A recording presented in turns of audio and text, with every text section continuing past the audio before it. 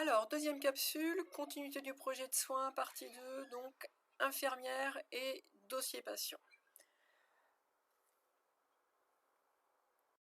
Alors, le plan de cette deuxième capsule. Tout d'abord, dossier patient et législation. Et là, vous faites « Oh non, c'est pas vrai !» Allez, rassurez-vous, ça va pas être long. Et vous allez voir que c'est de la législation qui est vraiment centrée sur votre exercice professionnel en tant qu'infirmière. Le rôle infirmière dans la gestion du dossier de soins infirmiers, que nous allons développer un petit peu. Les règles de traçabilité, que vous avez déjà eu l'occasion, j'imagine, en stage de percevoir. Et vous allez là comprendre l'importance de ces règles. Les supports de traçabilité et pourquoi une traçabilité? Est-ce que c'est juste parce que il faut écrire pour écrire ou il y a quelque chose derrière? Dossier patient et législation. À travers cette diapo, je veux surtout vous montrer l'évolution de la profession d'infirmière à travers la législation et à travers le dossier de soins. Puisque en mai 2003, premier article sur votre diapo, le dossier de soins infirmiers ou les informations relatives aux soins infirmiers font partie du dossier médical patient. Super, les infirmières, on a le droit d'écrire dans la partie médicale, mais voilà, ce qui concerne les soins infirmiers. Juillet 2004, l'infirmière peut établir un dossier de soins infirmiers contenant des éléments relatifs à son rôle propre et permettant le suivi du patient. On commence tranquillement à s'affranchir de la tutelle médicale, on a notre propre dossier et on peut y mettre notamment notre rôle propre.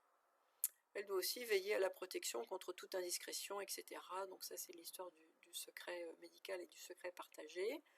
Ok. Août 2008, l'infirmier est chargé de la conception, de l'utilisation et de la gestion du dossier de soins infirmiers. Il ne s'agit plus d'être sous la tutelle du médecin, il s'agit d'avoir notre propre dossier.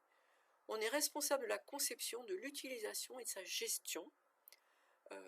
Voilà, affranchissement total par rapport au médecin. Alors, à ce jour, effectivement, vous avez pu le voir dans la première capsule. Maintenant, on parle d'un dossier patient unique, avec une partie administrative, souvenez-vous, une partie médicale à part entière, et une partie, en fait, paramédicale. L'infirmière a son dossier, mais le partage avec d'autres paramédicaux, kinés, ergo, etc. Rôle de l'infirmière dans la gestion du dossier de soins infirmiers. Le dossier de soins, il faut bien le comprendre, c'est en fait la traduction du processus évolutif et dynamique de la prise en charge du patient. Ce processus évolutif et dynamique, il se fait dans le temps, à travers les différents soins, les différents professionnels, l'évolution du patient.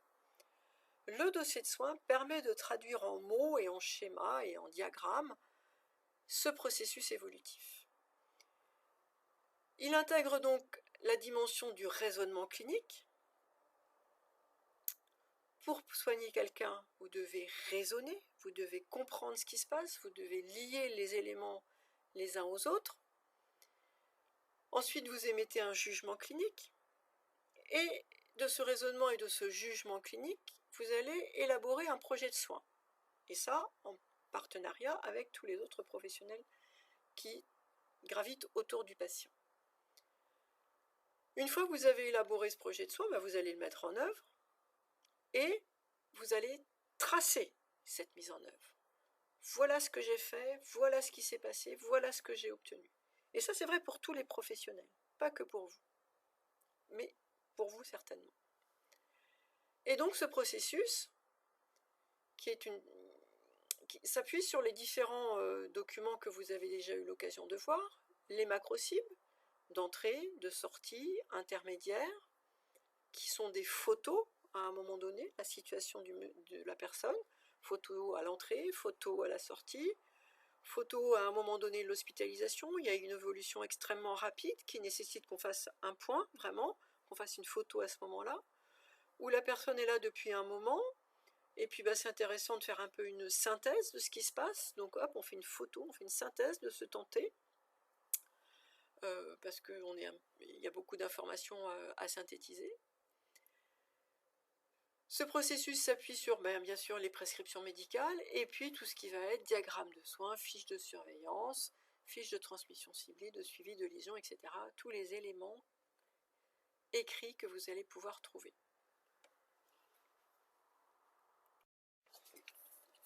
Rôle de l'infirmière dans la gestion donc, du dossier de soins, suite. L'infirmière, qu'est-ce qu'elle fait? Eh bien, elle ouvre le dossier de soins et elle élabore la macro-cible d'entrée. Pas toute seule. Elle va pouvoir se baser sur des informations données par le médecin, par l'aide-soignante, par la famille. Voilà, c'est un travail en collaboration. Elle prend connaissance des éléments contenus dans le dossier, et ça, c'est dès sa prise de poste, dès que vous arrivez, vous devez prendre connaissance des éléments du dossier pour pouvoir raisonner convenablement, en ayant toutes les informations nécessaires. Après chaque intervention, le professionnel, vous, mais comme tous les autres professionnels, note, date et signe les résultats des soins prodigués. Vous avez pris une pression artérielle, vous notez dans le diagramme de soins, 13,8. Vous avez fait une injection d'antibiotiques, vous notez dans le diagramme de soins, vous cochez par rapport à la prescription médicale. Vous avez fait un pansement, vous cochez le pansement.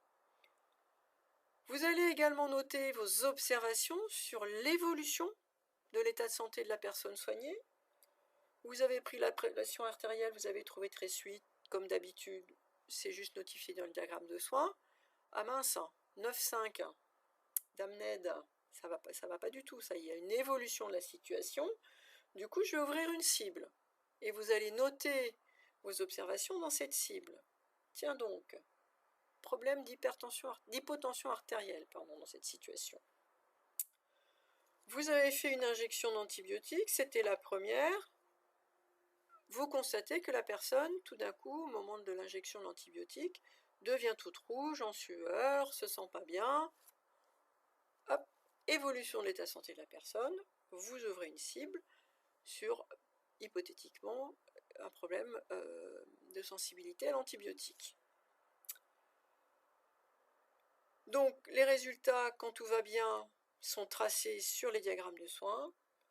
Quand vous avez quelque chose à raconter sur l'évolution du pansement, de la pression artérielle, de l'injection, etc., vous allez noter sur les transmissions CEDAR. Et puis, dans ce dossier de soins, vous allez aussi avoir toutes les informations que vous allez pouvoir recueillir et qui seront utiles pour cette prise en charge. Cette utilité, vous la connaîtrez grâce à votre raisonnement clinique. Est-il utile que je note que cette dame a un petit chien? Elle en parle avec beaucoup d'affection, elle a hâte de le revoir, peut-être que l'on peut considérer ce petit chien comme une ressource. Elle en parle très tristement en disant qu'elle a abandonné son petit chien, qu'elle est à l'hôpital, que c'est triste, etc. Peut-être que c'est important de le noter comme un problème potentiel à un moment donné, une source d'inquiétude pour elle, qui pourra expliquer peut-être plus tard qu'elle souhaite retourner très rapidement à domicile alors qu'elle n'est pas sortante, que sais-je. La météo de la veille ou la météo dans sa région, à réfléchir, mais là honnêtement je ne vois pas très bien comment cela pourrait être utile au projet de soins. Sauf si elle déprime sous la grisaille bretonne, même si on sait parfaitement qu'il fait très beau en Bretagne. Donc voilà, ces informations doivent être pertinentes dans la prise en charge, et ça vous ne le saurez que si vous décidez de raisonner. Rôle de l'infirmière dans la gestion du dossier de soins infirmiers suite et fin. Donc l'infirmière va veiller à l'exactitude et au respect de la confidentialité des informations notées par elle lui-même et les personnes sous sa responsabilité. D'accord ? Vous êtes responsable de ce que vous notez, mais vous êtes également responsable de ce que notent les aides-soignantes, les auxiliaires de puère, les AMP, enfin AES maintenant, les stagiaires, d'accord, toute personne sous votre responsabilité, vous les laissez bien sûr écrire, vous les laissez signer, mais vous contresignez. Vous êtes responsable de ce qu'ils écrivent. Vous assurez également les responsabilités liées aux règles de gestion et de confidentialité du dossier. D'accord ? Il n'est pas question de laisser un dossier ouvert, même informatiquement, et même si vous le voyez faire, dans le couloir, au vu et au su de tout le monde, vous savez qu'il y a le secret professionnel et vous devez faire attention à la confidentialité du dossier. Enfin, l'infirmière va clore le dossier de soins infirmiers et va élaborer la macro-cible de sortie.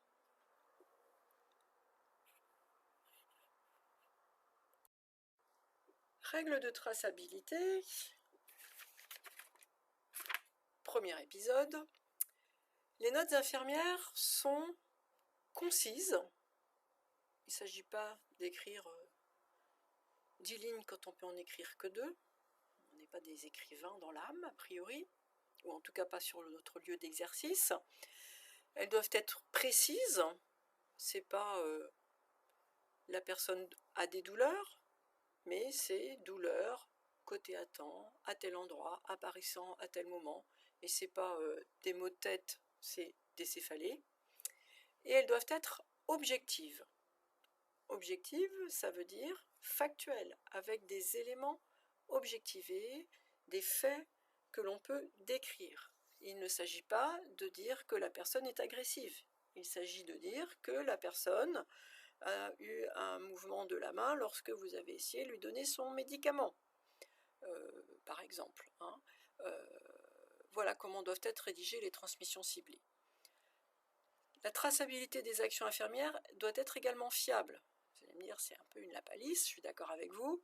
Sur les diagrammes de soins, il ne s'agit pas de se tromper et de mettre une pression artérielle un peu... voilà, oh, ça doit être entre temps et temps, ou je ne sais pas trop, je vais noter comme ça. Non, non, il faut que les informations que l'on donne soient fiables. L'évidence n'est pas forcément évidente pour tout le monde. Règle de traçabilité bis. Les écrits sont lisibles, et là je dis vive l'informatique, indélébiles. Vous ne devez pas mettre de blanco si vous êtes encore à l'écriture manuscrite. Vous devez barrer si vous revenez sur ce que vous avez dit. Les écrits doivent être réalisés par le soignant qui a fait le soin.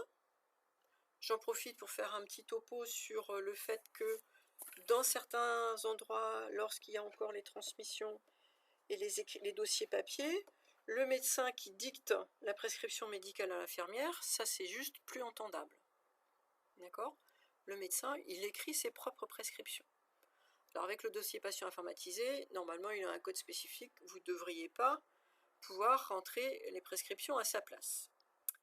Là, on est sur de l'exercice illégal de la profession de médecin. Quand on dit aussi réalisé par le soignant qui a fait le soin, c'est-à-dire que c'est bien celui qui a fait qui écrit. Je me permets d'insister là-dessus parce qu'on voit régulièrement des dérives dans un binôme. On travaille à deux, etc. Il y en a une qui fait quelque chose, l'autre qui écrit du coup ce que l'autre fait, le résultat, etc. Et c'est comme ça qu'on se retrouve avec des erreurs importantes qui peuvent mettre les personnes en danger. Donc c'est bien la personne qui a réalisé le soin qui trace ce qu'il a fait et qui note ses observations dans les CEDAR si besoin. Dans l'idéal, ces écrits doivent être faits au plus près du soin. Alors ça, je dis que c'est dans l'idéal parce que là, pour le coup, tant qu'on n'aura pas notre petit ordinateur branché à notre poignet, pour pas dire à notre cerveau, effectivement, c'est parfois pas très simple d'avoir accès tout de suite à l'ordinateur pour noter tout de suite ce qu'on a fait. Ou alors, peut-être qu'un jour, comme en Réa à Vannes, vous aurez les ordinateurs dans les chambres, au niveau du mur, et je fais les choses, je note, et voilà. Et comme ça, on n'y revient pas. Pas d'oubli, pas d'erreur de retranscription. Et ne retranscrire pas une prescription médicale, effectivement, quel est l'intérêt de dire que le médecin a prescrit l'antibiotique, puisque ça va se retrouver sur la prescription médicale. Enfin, quelque chose d'extrêmement important, tout acte réalisé est tracé. Ça veut dire quoi? Ça veut dire que tout ce qui n'est pas écrit ou tracé n'est pas fait. De plus en plus, on va utiliser ces diagrammes de soins et ces transmissions pour mesurer la charge en soins. Cette charge en soins va nous dire « Ah ben on a besoin de temps de professionnel ». On lie l'utile à l'agréable. Donc, si vous ne mettez pas ce que vous avez fait, y compris des choses qui peuvent vous paraître anecdotiques, vous restez 5 minutes dans une chambre parce que la personne n'a pas le moral, il faut tracer cet entretien d'aide. Voilà, il y a plein de petites choses comme ça qu'on oublie de faire, une information sur un médicament, le TP, alors ça c'est un grand classique, tracez-le, sinon c'est pas fait. Les infirmières ne font pas d'éducation thérapeutique dans mon service. Ah bon? C'est étonnant. Oui, c'est pas noté. Donc c'est pas fait. Importance de tout écrire. Règle de traçabilité, suite et avant-dernière. Signature du soignant doit être lisible, le nom doit être lisible, la fonction doit être précisée, les initiales identifiables et archivées. Si vous êtes sur un dossier papier, effectivement, normalement dans les services, le cadre récupère vos initiales, vous avez voilà, votre style d'initiale, vous écrivez sur un papier et vous n'êtes pas forcément obligé de marquer du coup votre nom en entier, mais vous marquez que vos initiales qui ont été préalablement archivées sur un cahier notamment. Par contre, votre fonction doit être forcément précisée. Ensuite, extrêmement important, les écrits respectent les codes couleurs, les signes de l'établissement de soins. D'accord ? Une pression artérielle dans tel type d'établissement, c'est juste une croix pour la diastolique, une croix pour la systolique. On relie les deux croix. Dans un autre service ou dans un autre établissement, ça va être des hachures. Ça va être extrêmement important de garder les mêmes signes et les mêmes couleurs pour garder une bonne lisibilité du diagramme de soins. Sinon, ça va être très rapidement le bordel, passez-moi l'expression. Mais voilà, si le pouls doit être en rouge, vous n'allez pas tout d'un coup mettre du bleu qui correspond à la température, par exemple, parce que ça va être incompréhensible, notamment pour les personnes qui sont visuelles. Et pour les personnes visuelles, les diagrammes de soins sont extrêmement intéressants. Mais ça peut être pareil au niveau du dossier informatique. En règle générale, c'est paramétré, donc c'est beaucoup plus facile. Respect des codes, extrêmement, là encore, important. Alors, les supports de traçabilité, là, je vous demande d'aller revoir le cours de M. Martel sur le DPI. Vous avez à peu près tout ce qui peut exister en termes de support de traçabilité, les feuilles de prescription, les feuilles de transmission, les feuilles de paramètres, les diagrammes de soins, etc. etc. Voilà. Il faut bien comprendre, comme j'ai pu le dire dans la diapo précédente, que tout ce qui relève, par exemple la feuille de paramètres, tout ce qui est diagramme de soins, ce sont des outils extrêmement visuels, un peu à la Matrix, qui nous permet de voir s'il y a eu un souci à un moment donné ou pas. La courbe de température, elle est stable autour de 37, tout va bien. Ah ben non, tout d'un coup, on voit que la courbe monte et puis redescend. Ça veut dire que la personne a fait un pic fébrile. Ah bah tiens, je vais aller voir les transmissions ciblées à cette date-là parce que c'est à cette date-là qu'il y a eu un problème. Donc voilà. Lorsqu'on regarde un diagramme de soins, une feuille de paramètres, on est pratiquement capable de dire qu'il y a eu des événements à telle et telle période et quel type d'événement il y a eu.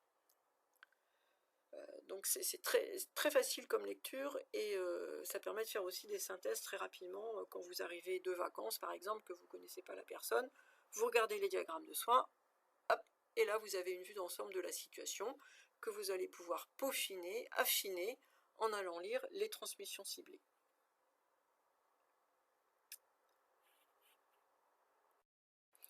Alors pourquoi une traçabilité maintenant qu'on a dit tout ça?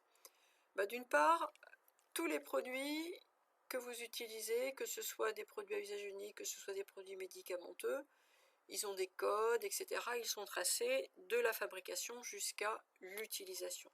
Ça permet de sécuriser tout le dispositif.